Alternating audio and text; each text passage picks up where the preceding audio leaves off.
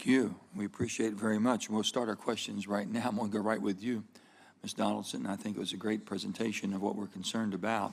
Thank you. With all the good that can be done, all the intent that was done for the good that should be returned, where have you taken this to the secretary? Where do you go for your support? Do you go to the secretary level and ask for that support? Yes, and to OMB.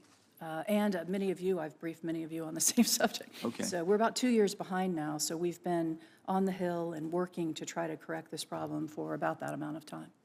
And you have not gotten the favorable response you need or the support that you need right now. With all the money that's coming towards that, and I'll go right to Mr. Shaw now, the amount of money that's going unprecedented to where you have responsibilities in making sure it's done. Can you look at the basically technologies that we're trying to develop here?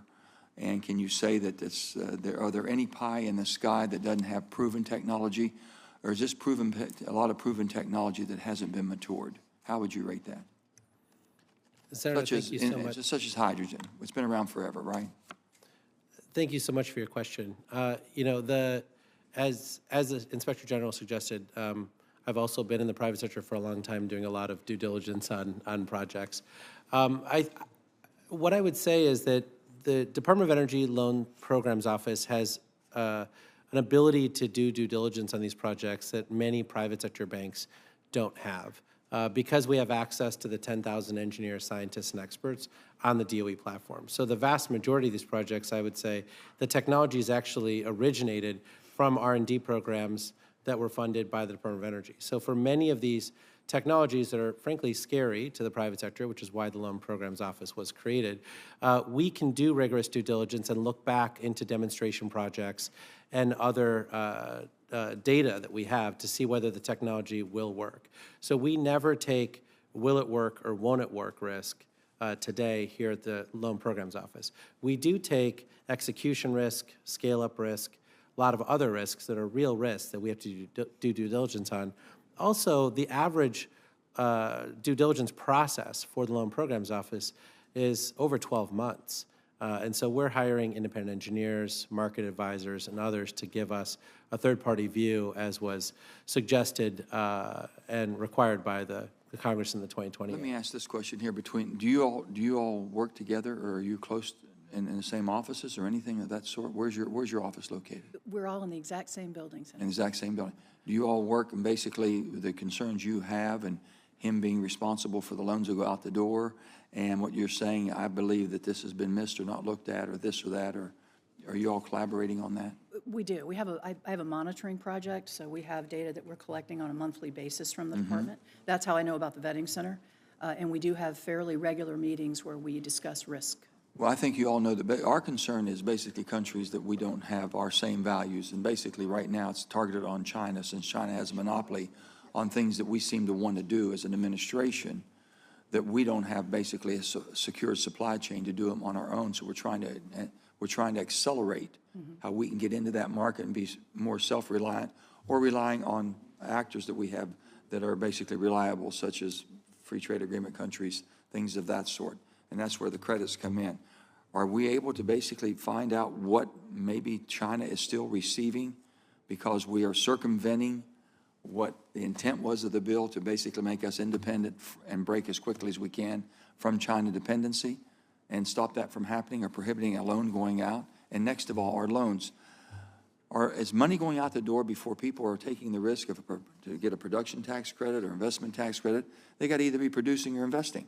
They've got to put their capital at risk. Is any money going out the door before they have come to the table with their risk, their capital risk?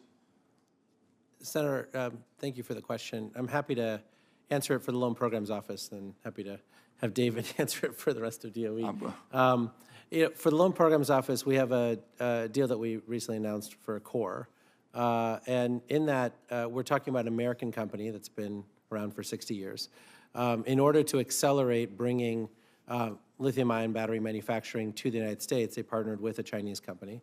That company has put their technology into Arizona, right? And they have we have done several things here. One is, I understand that technology was basically stolen from the United States to begin with, and they basically that's matured it. exactly what I was going to say. That, I mean, you know, as somebody who's an entrepreneur and has done this for a long time, I mean, there really was a policy in this country for commercializing your technology in other continents, right? We did not have the tools here.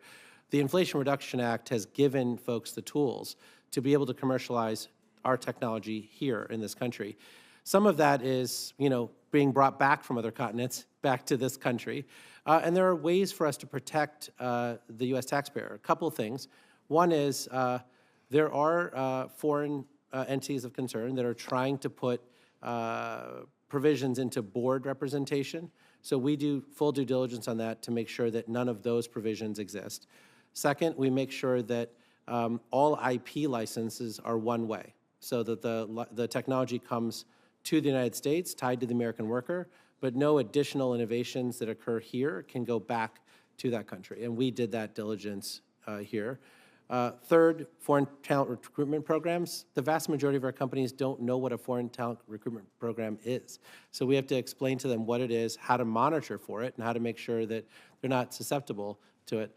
And the last piece of it is we need to make sure that they understand that we need to see the ownership stake of those companies going down, so the Chinese ownership stake goes down. Mr. Green, I'm over my time. Real quick, I want you to be thinking, because I'm going to come back and ask at a time, but the GREET model we've talked about, especially with hydrogen and what it's doing, and you met briefly with some people we have a lot of concern about. I want to get back to that so you can think about that one, okay? The thing I'm more concerned about right now, are any of you all looking at what the CBO score was on the IRA and what is happening now, how you implement that bill that might be greater than what the model was? I mean, an analysis, no, and not in my part of the Department of Energy. Are we scoring? Are you scoring basically looking at CBO score versus what you are looking at now as far as the demand? Are you looking at that, Terry? Sir, I don't have a project underway looking at that exact issue. Okay, we'll get back to that because I want to. This time I'll tell Senator Brasso. Thanks, Mr. Chairman. Inspector